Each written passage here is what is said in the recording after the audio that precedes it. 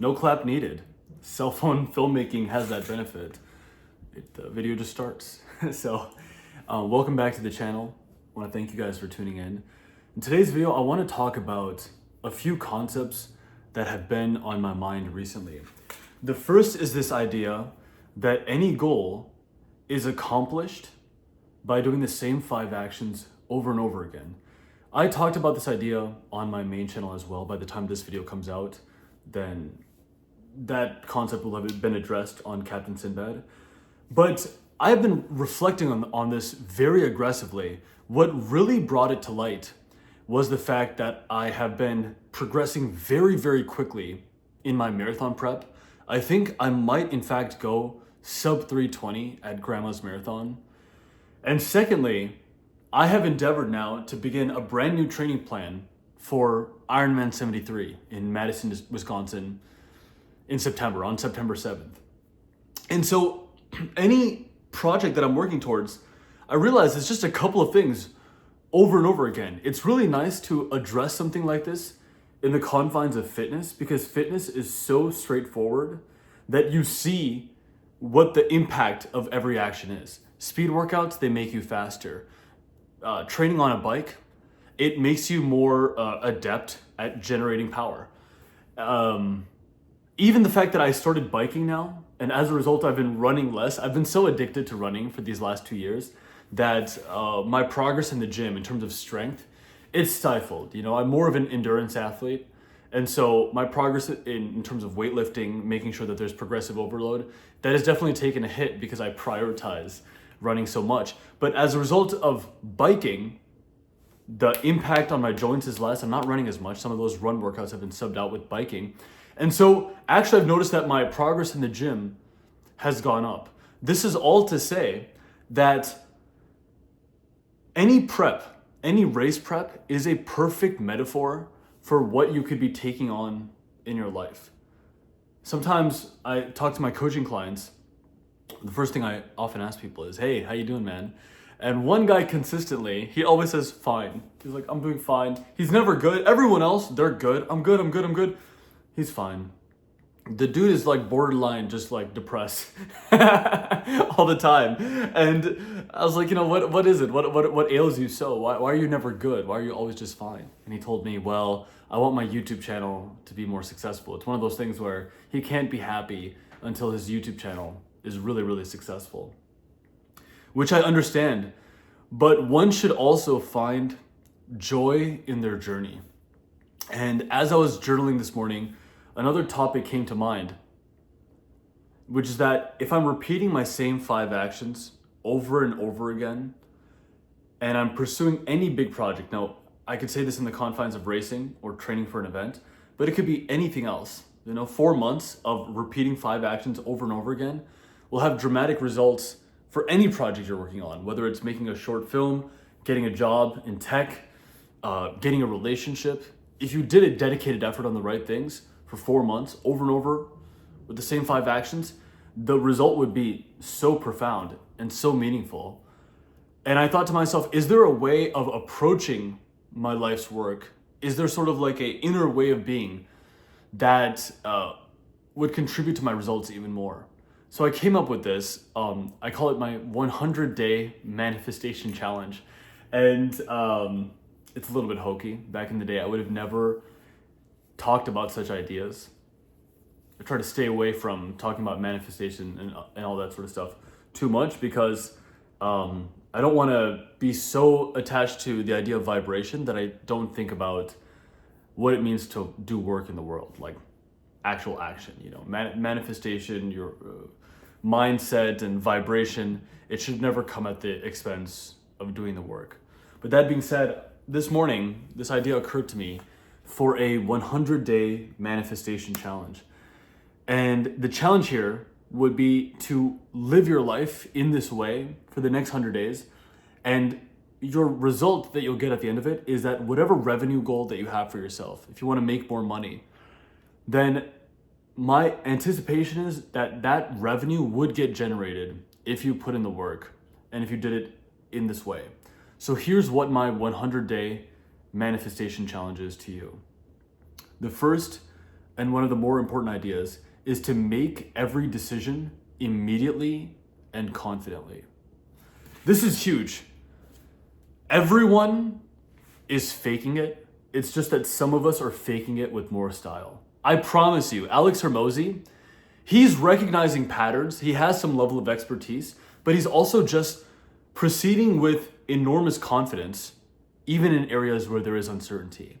The people who seek 100% certainty before they take action, before they do a thing, they can never get to the peak of their potential. And so I want you to ask yourself, how much in my life am I operating with decisiveness and certainty? Or am I unsure about any form of action all the time? That same guy who, when I asked him, how you doing today, bro? Like, are you good? Are you bad? He's like, oh, I'm always fine. I'm fine. He says, I'm struggling to decide what video I should make. Yes. He said, I'm struggling to decide what video I should make next. And I said to him, I want you to pretend as if you're confident. I want you to pretend as if you know exactly what video to make next. What video would you make? He was like, look, dude, this is why I'm on these calls. This is why I'm here, so that I can figure out the answer to this. And I said, fair enough, bro.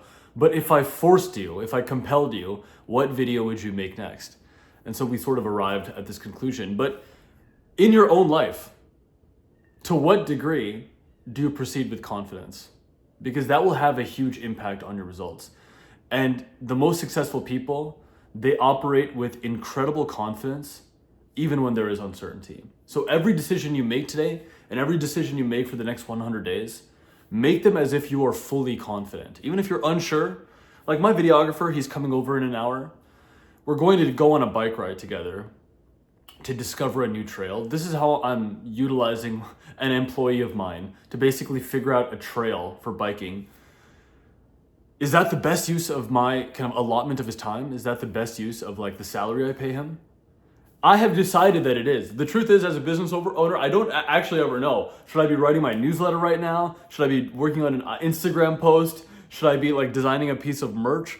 Or should I be going on this bike ride? I am decisively making a decision, even though I don't have all the answers. And from the externally, it looks as if I'm making a decision with complete confidence.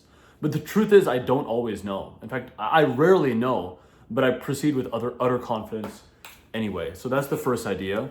For the next 100 days, do everything you do with complete decisiveness and confidence. And if you have to fake it, that's totally okay. The next idea, practice retention, practice semen retention, and in general, keep your mind pure. So I feel more or less that 100-day long, or the longest streak I ever went was several months long semen retention streaks. I won't say they're not feasible, but they're very, very difficult. I am in a relationship, and what can I say? I've been super sexy for a while now, for like a year now. So it's hard to do the streaks like I did in the old days. Okay, back when my streaks were long, then I was living at my parents' house.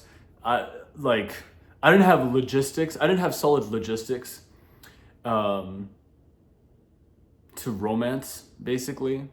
So part of those streaks just came out of like the logistics were easier. Now I'm 31.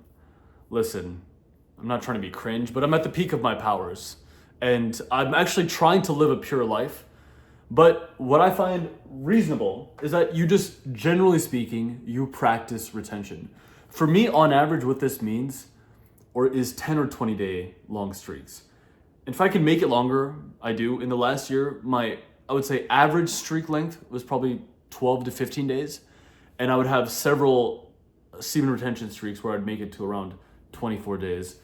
I even very, very often engage in intimacy with my partner, but do not release. I do that all the time. And then additionally, you should focus on keeping your mind pure. So unless you're getting down to it, unless it's time, don't have lustful thoughts, ideally. Try to keep your mind pure. It's been a struggle of mine as well in the past, but try not to look at women. Okay. And what that does is it just generates more creativity, more vigor, and more ideas in your brain. I've, talked about semen retention for 6 years now. Rather infrequently, I think there's some proportion of my audience who's like very interested in hearing about that topic all the time, which I understand. Videos like that can be very motivational, but at the same time, I've only talked about it to the degree where I felt like I had a new piece of insight to give about it. So this is my current relationship with semen retention. I do think it's incredibly valuable, and I would argue that a 100-day streak is more valuable than a 10 or 20-day streak. But you also have to kind of honor the season of the life you're in, and set goals, set sacrifices that you're willing to make. So for me, that 10 to 20 day long streaks, they feel very, very sustainable. And more than that, it's like I start to enter a period of mania, honestly. If like my streak is, if I haven't busted in like 30 days, I'm just kind of going crazy. Like I'm almost taking too much action. I'm hitting up all these people. I'm like, bro, let's hang out. I'm so frenetic. Sitting at a computer and doing deep work actually becomes a little bit difficult after a while because I'm a very energetic person. So that being said, I would challenge you for this 100-day manifestation challenge. Don't have lustful thoughts in between intimacy. Ideally you only have lustful thoughts or so when you're with your partner.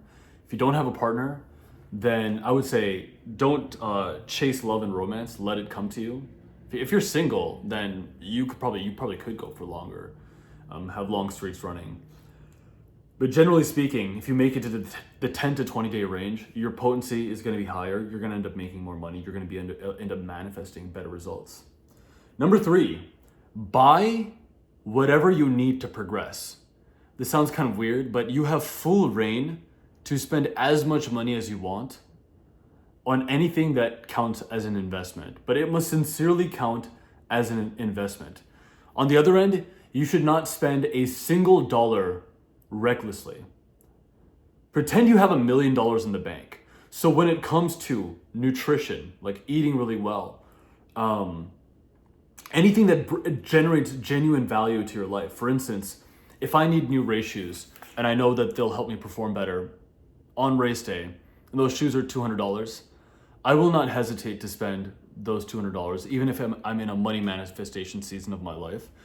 Same thing with gels. If I need to buy a new bike or a wetsuit so that my Ironman training progresses better, that is okay. The same applies to coaching programs, books, any educational materials. I actually think it is far more valuable for you to spend money on things that are investments and go into debt. Sincerely go into like $50,000 in debt, even $100,000 in debt. I know that sounds very, very reckless for me to say, but the truth is, you can consider yourself like the greatest company investment you will ever make. And the amount of money you can generate over the long haul, if you simply become better, is so substantial that it is worth not being frugal on the things that can make you better. On the opposite end of this, do not spend money recklessly. So in this last 2 weeks, I noticed like 4 subscriptions that auto-renewed. That, like everything these days is a subscription model. So like 4 different things auto-renewed. And I was like, okay, I can cancel these subscriptions. I refuse to spend money recklessly. But at the same time, if there is an investment to be made, I will make it. Because I've had months where I've made $50,000 in a month. I've had 1 or 2 months where I've made over $80,000 in a single month. And I haven't pulled numbers like that in about a year. But just knowing that I have such horsepower inside me to generate those kinds of funds, it gives me a little bit of authority to say this. Your best investment is in getting better, because it will increase your monthly salary by $5,000, by $10,000. You'll actually bring more money into your life if you're not so frugal when it comes to spending money on things that will make you better. So that's the third thing. Pretend you have $1 million in the bank. It doesn't matter. Go into debt. Get PayPal credit. Go into debt. on the things that will make you better. Now that being said, if you're buying a coaching program and it's someone's like $5,000 coaching program, you better show up to every single call. I am not advocating recklessness, but I am advocating fearlessness when it comes to investing in yourself. Number 4, no alcohol. This is now my personal philosophy. Until you have $1 million in the bank, you have no business drinking alcohol.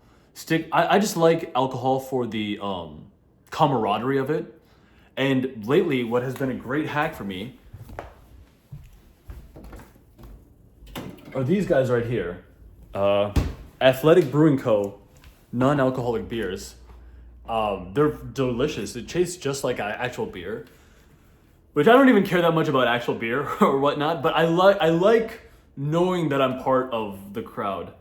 It's not part of the crowd, part of the crew. Like, I like a sense of brotherhood, and I think alcohol, food in general, it has a ritualistic component to it, and it does foster a sense of brotherhood.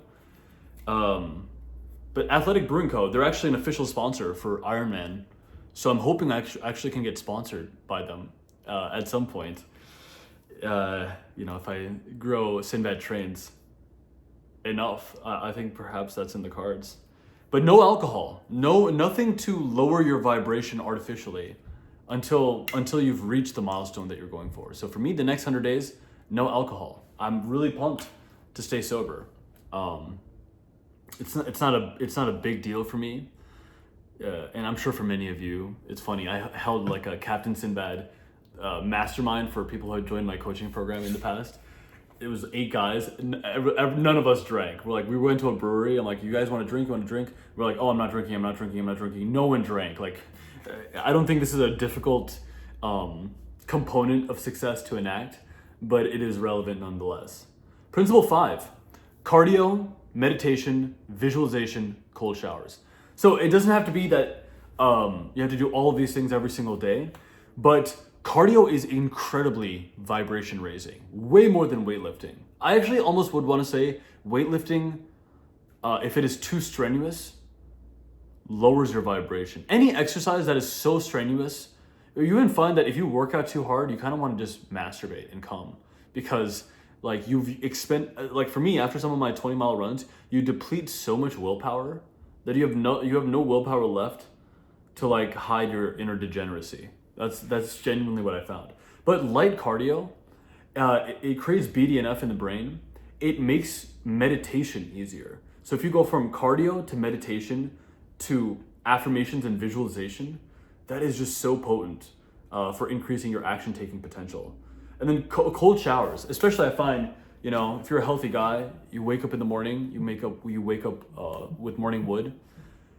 Cold showers, if you can take one first thing in the morning where you kind of have that morning horniness still inside you. If you take a cold shower at that point, it's I don't know, it's just supercharges you. And the amount of useful action you can take that day, it goes up 30 or 40%. So any combination of these efforts done as often as possible will be really good for your manifestation results.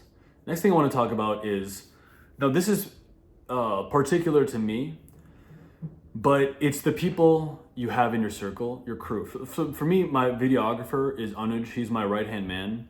And you guys might have seen him pop up here or there on the main channel. I use Anuj particularly for what I call immaculate work. Immaculate work is just keeping my space clean and organized, or dealing with digital files. Having a very structured, clean environment is so important to get good results. So immaculate work, accountability, just to do things for instance, I'm using Anuj today just to figure out a new bike trail. That's literally what I'm using him for. But I know that for me to rig up the bike on the car, take it to a trail by myself, I could do it by myself, but it would not be a very enjoyable thing. And I think this existential dread would kick in if I did it by myself. But if I do it with him, I'll actually be excited to make that effort and find this new trail, and then it'll make my training plan much easier. So the team around you, the people you have in your crew, you can use them for accountability. The more often you use people in places where they are genuinely useful, the better it will be. In the past, what I'd done, sometimes a mistake I made as an entrepreneur, is have people on my team, but try to use them in environments that didn't play to their strengths. So for instance, Vincent was my operations manager. If I ever made him try to do something too creative, like I'd tell Vincent, hey, give me a thumbnail idea for this next video. He would not have an easy time doing that. You know, if I asked Vincent to write me a script, that would be very difficult for him. But if I asked him to help me with my taxes, he could do that. If I asked him to, like, I don't know, set up a new credit card, you know, he does little things like that. He's very useful. So this applies more to the people who have employees, business owners. If you work with the team, use them only for what they are good at. And if you have weak spots, it is very good to hire a team to handle the things you're not good at. That also counts as an investment to make you better. So for others, that's IMM, immaculate work, accountability with uncomfortable efforts. Of course, filmmaking, photos, video. You know, this process also makes me realize that I need someone to help me with outreach. Different elements of the business, they would be bolstered if I had the right hands involved in basically helping me through the things I don't like to do. Like, I haven't done my taxes in 2 years because I realized it's like, I'd be better off just making another video and generating more money than dealing with my own taxes. So now I get help with that. Last item, work on one thing at a time with complete confidence. Keep your spirits high. Stay grateful. My goal is, it's kind of a modest goal for me, 100 grand in the next 100 days. That's my goal. And to do that, it's going to be a combination of, you know, of course, running my YouTube channel, but also taking on agency work.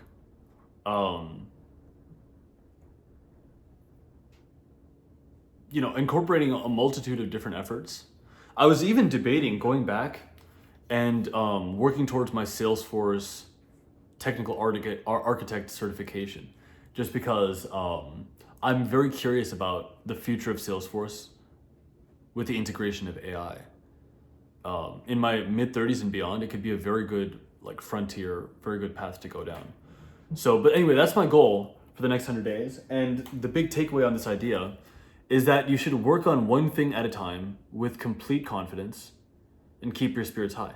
It kind of comes back to the first principle, which is be decisive, pretend you have certainty, even if you don't, and keep moving forward.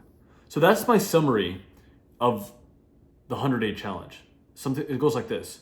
Know, you know, what revenue goal, what you're trying to manifest, what you're trying to go for the next 100 days. Take the next action you should take with complete confidence. Stay in a grateful, high vibration state, and stay decisive. Make one decision at a time and keep making those decisions. Thanks for watching this week's episode. Greatness is coming. Let's get manifesting. I want to hear in the comments below, ideally, what you're trying to get out of the next 100 days. And with that being said, I want to thank you guys so much for tuning in. I hope the next season ahead of you, these beautiful summer months, go tremendously for you. And we'll catch you in the next one. Cheers.